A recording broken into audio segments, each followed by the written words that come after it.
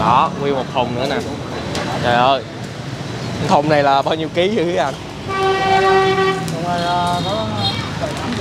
7-80 kg một thùng. Mà ngày anh bán mấy thùng này lận? 2 thùng. Đó. Vậy là 160 mấy, hơn gần cả 200 kg.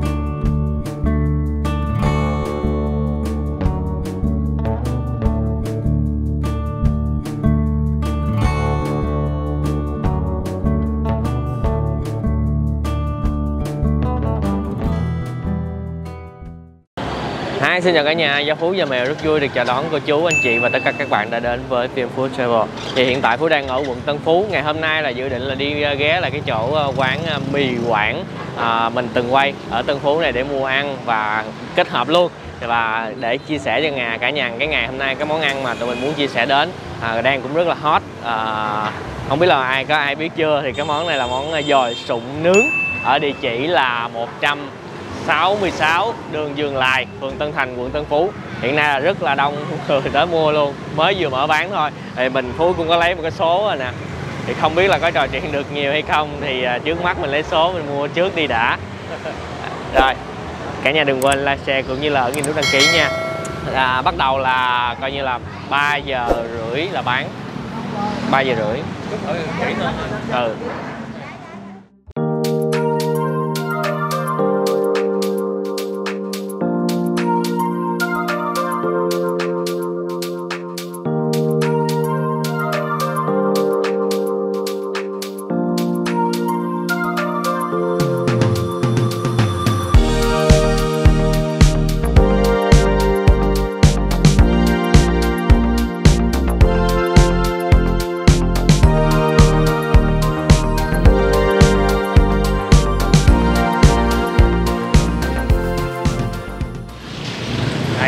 Mình có thể nhìn thấy tổng quan, nói chung là được bày trí cũng rất là ngăn nắp và sạch sẽ cả nhà.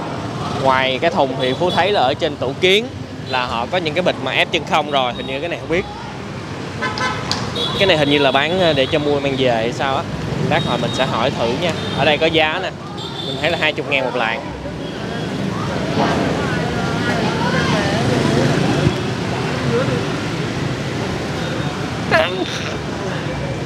Đó cả nhà có thể thấy số lượng rất là khủng luôn, 2 thùng luôn nè. Nó mới có 1 thùng thôi. Cái này là mở sẵn rồi, còn cái kia là để đát mình hỏi. Anh ơi, 3 giờ rưỡi là mình bán đúng không anh? 4 giờ anh ơi. 4 giờ 3 rưỡi này coi như là bắt đầu mới dọn ra thôi. Tôi gần đây có 4 giờ mới bán rồi, ra bây giờ lại. Ra sớm là vừa. Tới tối mấy giờ anh? Tới 10 giờ anh ơi. 10 giờ. Mình có nghỉ ngày nào hay là nhận đặt gì không anh? Không, ngày nào cũng bán hết. Dạ.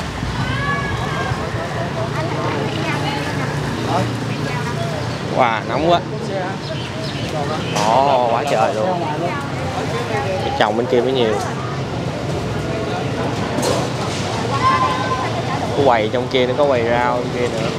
Nhưng mà chắc là không, chắc là mình lát mình quay cái mặt trước á. Nó bùa mà bị lưỡi rồi. Quá trời luôn.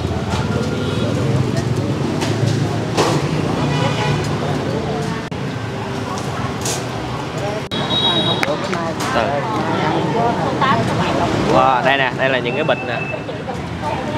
Anh ơi, cái này là cái bịch này mình bán mang về đúng không anh? Đúng rồi, bịch này bán mang về. Bịch này là bao nhiêu?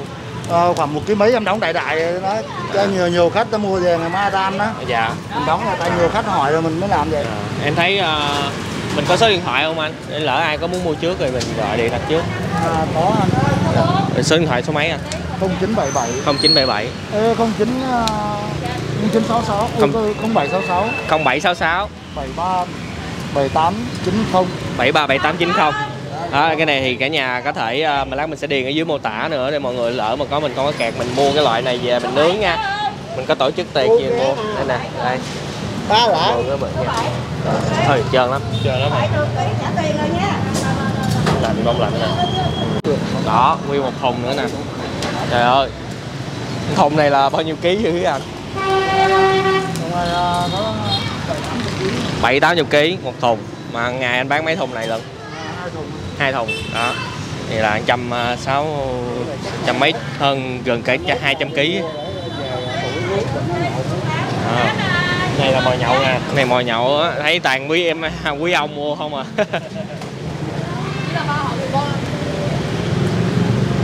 Một cái cuộn dài như vậy là 1 kg không anh? Tới 1 kg đó. Ôi. Nghe nhìn nè. Anh cắt ra rồi đó. Không có zoom vô được. Nóng lắm. Zoom vô cái máy nó chảy rồi. Quá nhiệt.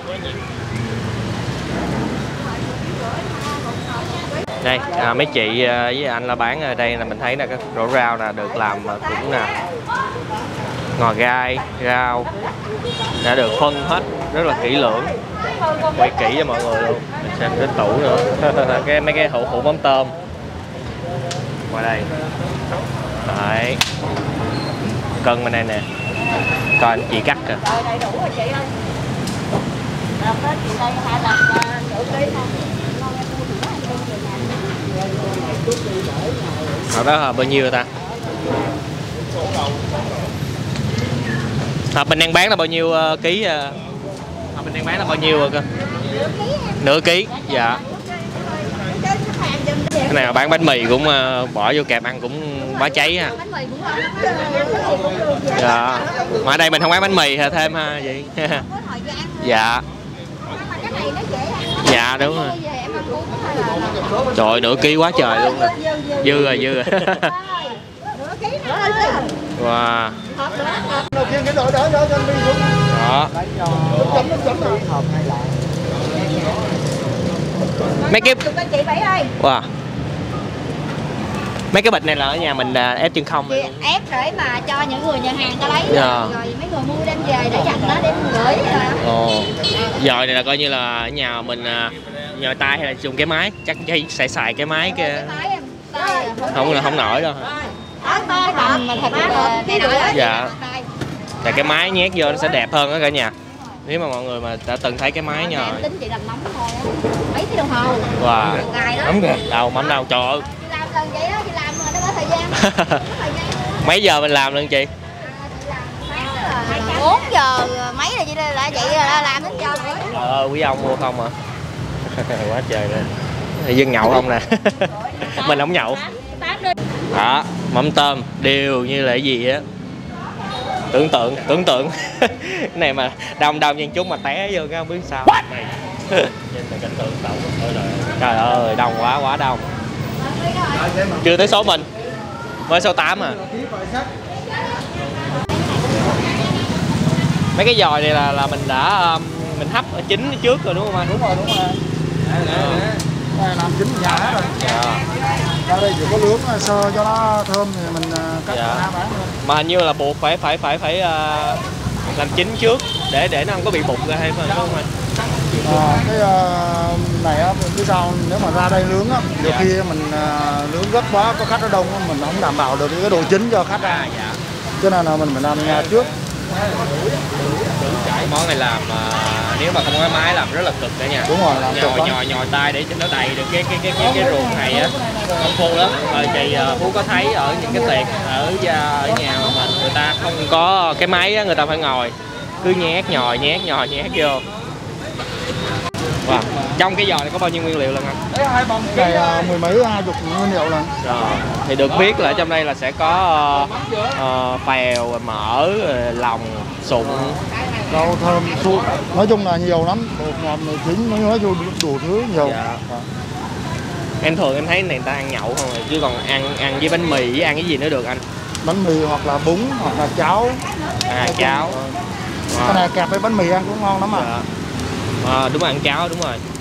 Nếu mà mọi người mà nhà có nấu cháo mình mua cái này về nè. bỏ vô cháo ăn thêm. Đi ra đây cả nhà ơi, không có quay được trong nữa, bị ngạt ở trong rồi. Ở đây thì hồi nãy là mình thấy ở đây là có rau ngò gai, tía với lại rau quế. Ở bên đây thì có diếp cá. Nói chung là khoảng 4 loại rau. Quay được cảnh chặt nè, cũng đẹp mà. Nó quay cảnh này, cái góc này nè. Đây. Đó. Có hơi mờ xíu thôi. Hơi mờ xíu mà vẫn thấy rõ. Tới số 14 chưa cô?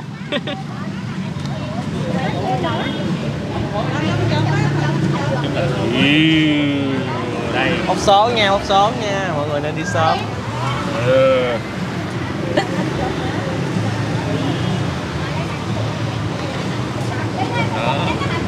Không mà thấy mọi người làm rất có quy trình và cũng ngăn nắp sạch sẽ lắm cả nhà.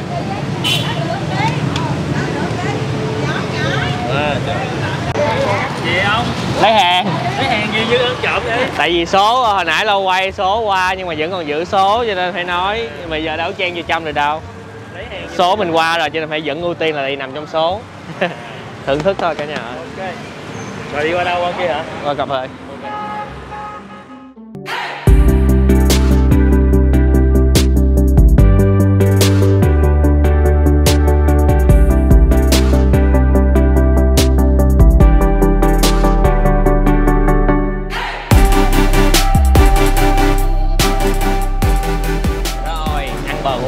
Nhưng mà kỳ này ăn bò hũ bụi có chỗ ngồi mát mẻ và có nước uống. Đó là ở đây sẽ có đối diện sẽ có cái quán cà phê. Nếu mà mọi người mà thích mà mua xong mà ngồi ăn thưởng thức liền cho nó nóng á thì cứ qua đó đối diện nha. Đây mình để cho mọi người có thể hình dung hơn thì Phú đã mua 1 kg và Phú không có nhờ là không có cắt hết, chỉ cắt phân nửa và một nửa để nguyên. Đó. Thì mình nghĩ là nếu mà mọi người mà ở xa thì mọi người nên mua để về chúng ta làm nóng lại thì nó ăn sẽ ngon hơn, chứ cắt như vậy rồi nó sẽ nguội bớt. Rồi bây giờ là Gia Phú và Mèo xin mời cả nhà, cô chú, anh và anh chị cùng tất cả các bạn chúng ta thưởng thức món dồi sụn nướng ở 166 Dừa Lài, Tân Phú. Ok, thì cái số điện thoại hồi nãy ở giữa clip á, nó hơi hỗn loạn, Phú có đọc lên thì Phú cũng sẽ chèn cái hình nút số của chúng đó và ghi ở dưới bình luận nữa, mọi người có thể coi và điện trước nha. Mình nghĩ là đừng có điện trong ngày khi bán đông thì sợ không có nghe được đâu. Mọi người đặt trước. Và bây giờ chúng ta đo nhân phẩm. Dạ.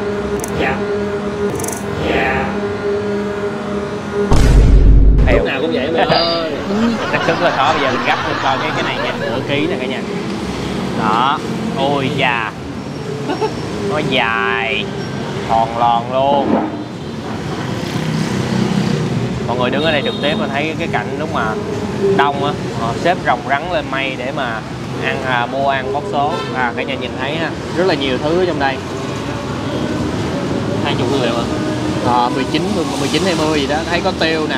Thì Phú xin chia sẻ một tí xíu là mình nhìn bên đây cho nó rõ.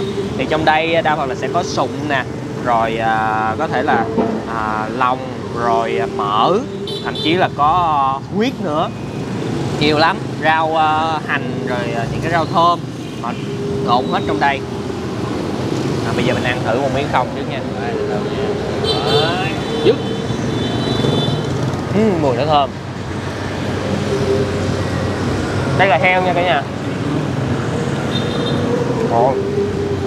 Đầy đủ, thơm quá.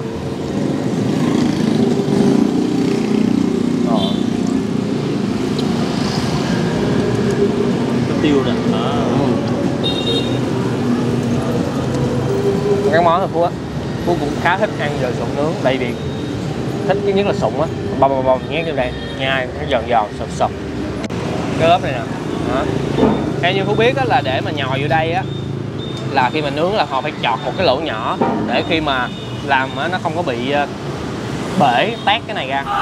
Tức là mọi người thấy cái máy đó chưa, thì cái máy nó sẽ là nó giống như cái máy làm chả cá vậy đó, bánh mì chả cá, cái hình thức nó sẽ giống như vậy.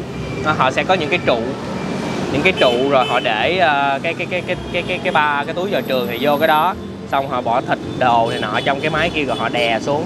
Đó, là nó sẽ vô thành cái khuôn luôn, và từ cái khuôn đó mình lấy ra là nó sẽ tạo hình như vậy. Không lên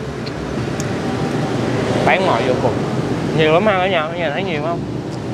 Rau thì có nè, có lá mơ nữa nè. Lá mơ. Dạ. Thứ mắm tôm. Cái mắm tôm này cái mùi nó không có bị nồng. Trong đây nó sẽ có sả. Cái mắm tôm này nó sẽ mặn ngọt rất là vừa, không có bị mà hậu nó bị mặn gắt trong cổ. Nghe có đậu phộng nữa nè. Ngon. Mua về ăn cháo, ăn nhậu, ăn bánh mì. Wow. Cái này không biết chấm cái khác sao nha, thường thì mình ăn là chấm mắm tôm thôi. Biết là chấm những cái tương ớt hay là những cái mù tạt gì đó, không biết cái hương vị như thế nào, mình chưa có thử bao giờ. Ai mà có thử rồi cho mình biết bình luận ở dưới nha. Mọi người cảm thấy cái món này ngày hôm nay như thế nào thì cho mình biết luôn nha. Ăn những ngồi gai mới thơm ngon. Thấy là rất giá rẻ thì mình không biết về mặt bằng chung, nhưng mà mình thấy là hợp lý và chuẩn bị vệ sinh họ làm kỹ càng.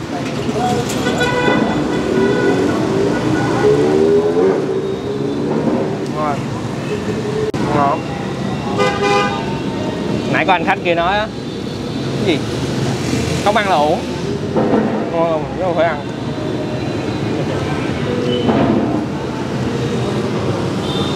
Rồi cùng nhìn lại cái này thấy không? Đó, nửa ký nha. Chắc chắn. Tiêu hộp thơm, ngon. Hơi thiếu cái độ cay thôi. Nguyên tổng thể cái món này mình chưa có cái vị cay nhiều.